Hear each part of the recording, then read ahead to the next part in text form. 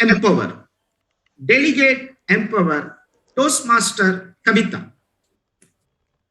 Thank you so much, Toastmaster of the Day, Toastmaster Anand, for that wonderful introduction. Good morning, Toastmasters and guests. Timer, please give me a minute to share the screen.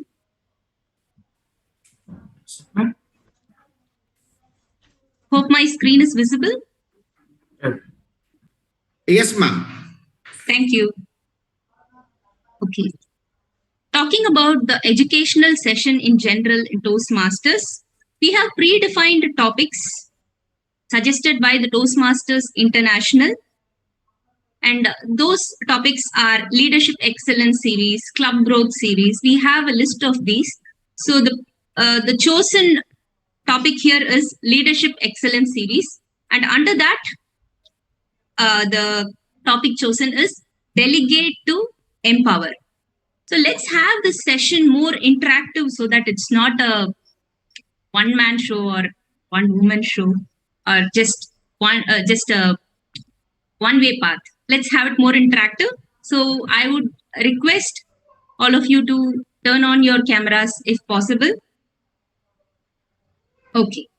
Thank you so much. Okay, what are your thoughts about delegating? So can I have a few answers? What do you think is delegation when it comes to leadership?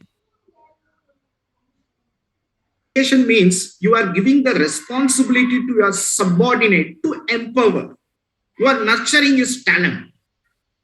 Exactly. To put it perfectly, he said it in the right way. Let's see what Toastmasters International says is delegation. Okay. So they say the process of transferring the responsibility, not the task. So it is always mistaken that delegation is giving your task to somebody, making them do something, and then taking the credit. So that is not delegation. That is totally unethical and that is against integrity.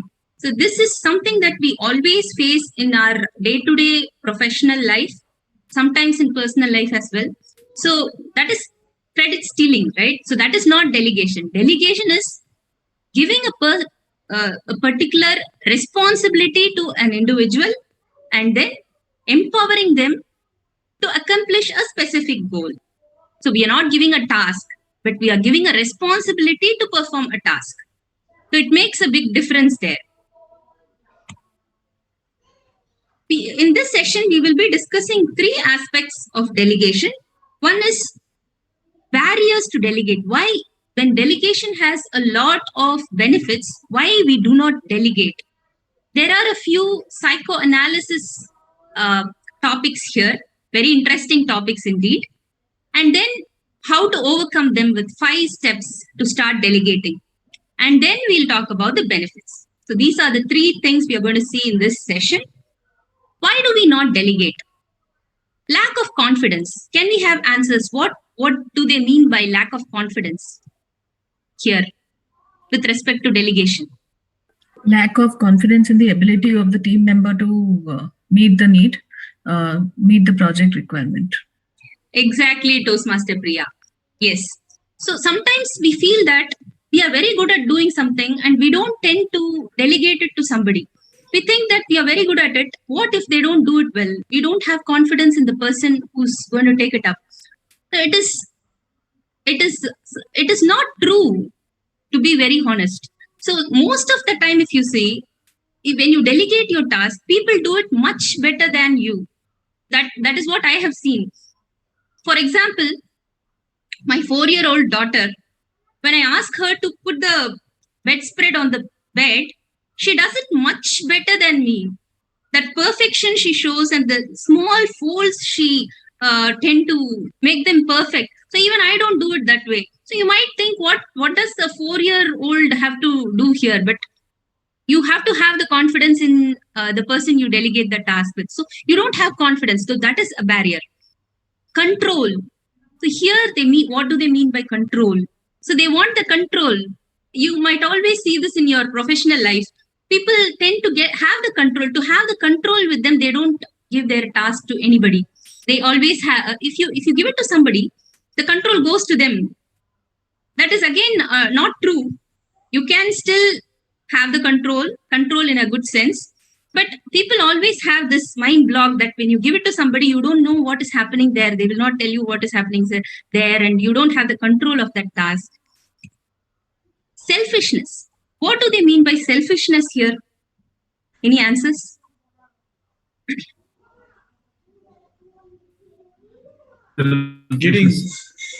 Because the person who is delegated, he might do better than the other person. Yeah, that is one of the reason. Yes, and they also tend to have this insecurity that the credit might go to that person, right? If you do it all by yourself and you achieve something, all the credit comes to you. But when you delegate it, you are sharing your credit to somebody else as well, right? So that is the selfishness. When you grow as a leader, it is not only your individual performance. As an individual contributor, you can perform well and you can get all the credit. But as a leader, when you grow up the ladder, it is always a teamwork. Your team has to do well so that you grow up the ladder, you create new leaders. So selfishness should not play a role here. So it is, let the credit go to everybody. Should be your, when you grow up as a leader, so that should be your thought process. Insecurity. So what if somebody does better than you and you lose your job? So if you are capable enough, why should you feel insecure? So that is one of the barrier. Increase your capability so that you don't feel insecure. Reluctance. Sometimes you always feel reluctant to give credit to others, to give responsibilities to others. So these are the barriers that will not allow you to delegate your work. How to start? Okay, these are the barriers. Now we know what are the barriers. So we should always know our weakness to become strong. These are the barriers. Anybody will go through these. So how to start delegating then? 5 steps to start delegating. Prioritize. First, they say if you have 10 tasks in your hand, you can actually prioritize them and see which are the tasks you really want to do. First 3 priorities if you really want to do. The remaining task, if you want to delegate, you come up with the tasks you want to delegate. Prioritize your work and find out the tasks you want to delegate, the responsibilities you want to give to your delegates. Now, the second step is match the needs to availability and ability. You have a list of tasks, you have a list of people and their abilities. So map them properly so that you get a good outcome. What are the things you need to have in mind? Knowledge. So the person should be skillful to do the job and the person should be motivated and able. What do they mean by this? The person should be knowledgeable is very straightforward.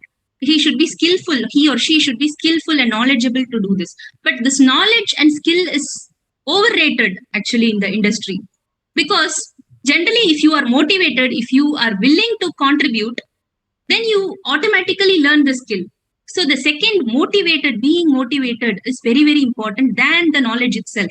A person can be trained to become skillful, but a person cannot be motivated if the person doesn't feel the necessity to do this job. For example, we have quite a lot of XCOM roles, right? So each of the role demands a lot of hard work. So the person may be skilled, the person should be skilled, at the same time willing to contribute for the role. So the same holds good for professional as well. So the person should be skillful in that job, to do that job, and should be aligned with the goals of the leader, so that he's able to he's able to see what the leader is trying to do, and he's accepting what the leader has to do, and then does his job. So if he doesn't approve of what the leader does, then he will not be willing to contribute, and we don't achieve the goal. So by able, what do they mean here?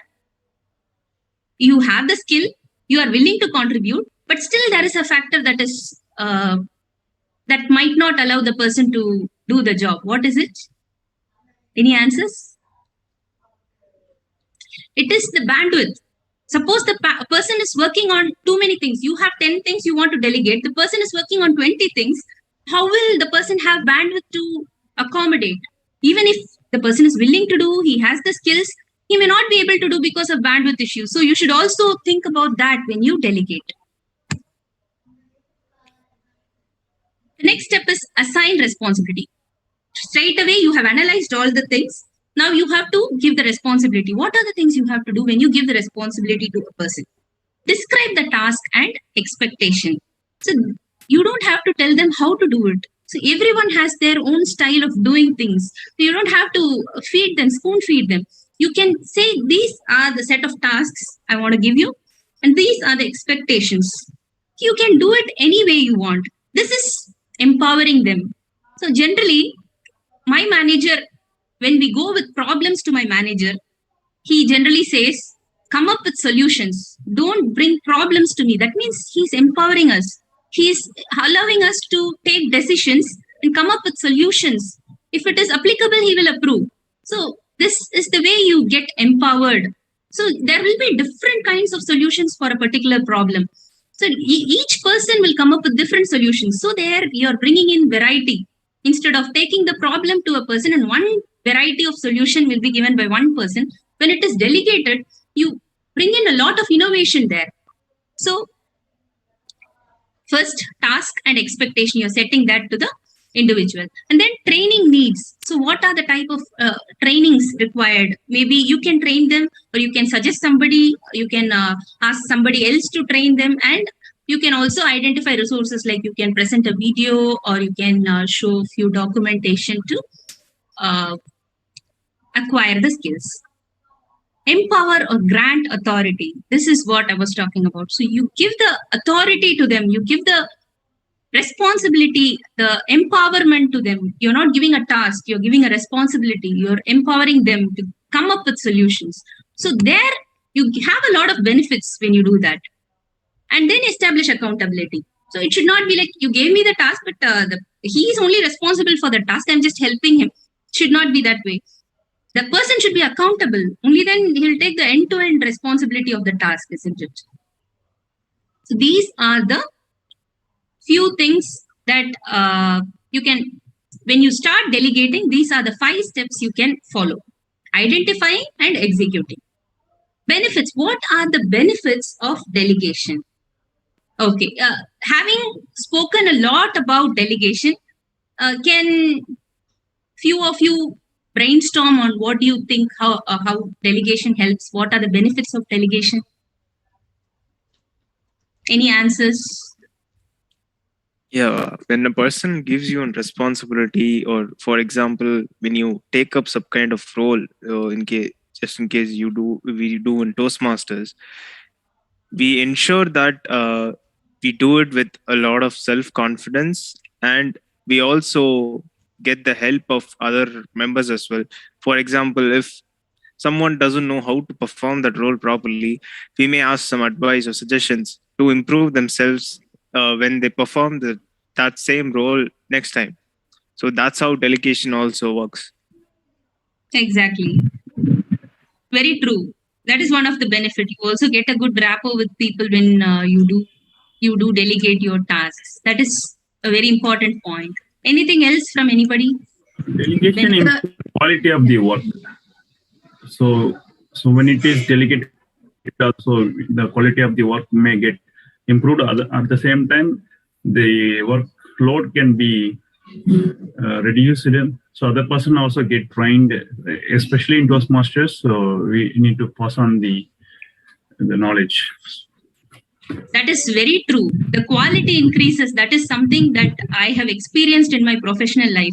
So once it is given to somebody, when you're doing 10 things at the same time, you always feel the pressure, and you may be a big multitasker, but that doesn't matter. When you do 10 things together, definitely there is a good chance that you are going to compromise on the quality. So the quality aspect is a very, very important point that Muthu pointed out. And also he spoke about the effectiveness and the innovations that people will bring about when you give your knowledge to others and ask them to do. You increase the quality, you bring in innovation to the already existing tasks. So each of us have our own different way of doing things, right? So it's not like they are better, but they are doing it in a different way. They are doing it in a more innovative way, and that is good. If it is, if you're able to achieve your goal with that, then it is a win-win for both of you. So you should look at it that way. So let's discuss. Any more answers? Yeah. Yes, I had quality work but that has already been discussed, because in my experience right now, so I'm having, for example, Dinesh is one of the subcommittee members. So I always feel that his work is more, qualitative. So if I had done, maybe not that much, but then he does it better than me. So the focus is more on the quality of the work than who does it. And the second thing is, I feel the teamwork or group work has also been enhanced. So we learn to work with team. So that is my. That is very true, Soumya. Yes, you tend to have a good rapport with them, and you need a lot of confidence to say that they do better than me, right? So I really admire that in you. So that is a very interesting fact. They each of us have our own way of doing it, right? So yes, that is very true. Any more answers? It helps in skill building of your team member, because you are also focusing and helping them learn how to do a particular task. So it helps in skill building. Second thing, it also helps in projecting your team member well. So it helps getting recognition for the person because they've demonstrated and taken up leadership in accomplishing a task. And the third thing is that what happens is that the person who is doing it, you learn to identify which of your team member is more reliable, and who so you can identify the good performers from the others by looking at the quality of initiative that they are taking. Yeah, very good points, ma'am. All the 3 points were very, very important. And I really liked the second point about the recognition. So we humans tend, how much ever you are paid, how much ever promotions you get, whatever you do, at the end, the appreciation that comes from somebody matters more than anything else. Leaders at any level, you see, even at a very high level of leadership, they are always happy with appreciations. So people, when they get appreciated, they really feel happy, they get involved more. So let's see what are the benefits Toastmasters International Organization says about delegation. More involved and empowered. We have covered almost all the points that they are talking about. So let's see what exactly they say. A more involved and empowered workforce. So the more they are involved, the less the probability of them to go out. You have a lesser chance of attrition when you involve them in more tasks. Not only does your burden reduce, but also the quality increases, and they are involved and empowered, so they don't leave. They are happy. Increased productivity. This is what Muthu was talking about. Quality and productivity increases. When the productivity increases, the cost reduces. And different people bring in a lot of innovation. Instead of one person doing everything with one perspective, you bring in a lot of innovation when you delegate.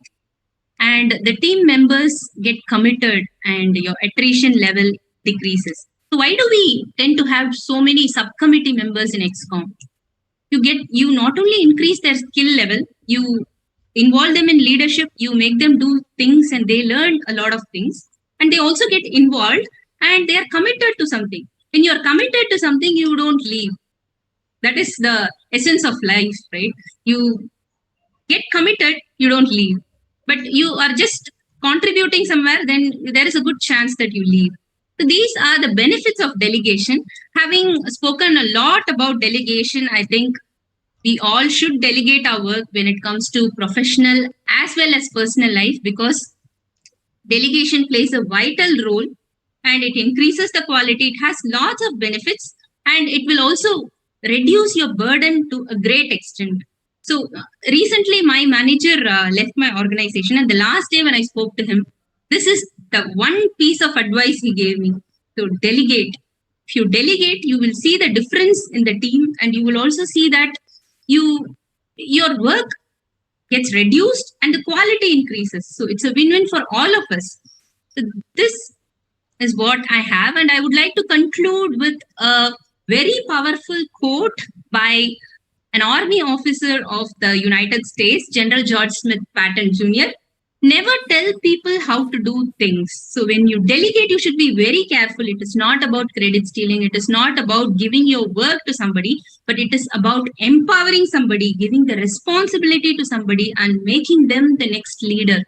So that is something you have to have in your mind when you do it. You cannot go and tell them how to do it. You just tell them what to do and what are the expectations you have.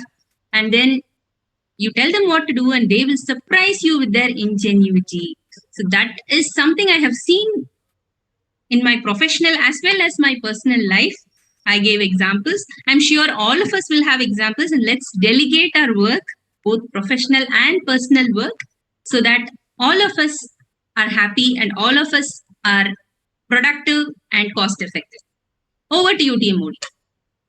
Wow, Toastmaster Kavita, what a enthralling session. Fantastic. So the what I admire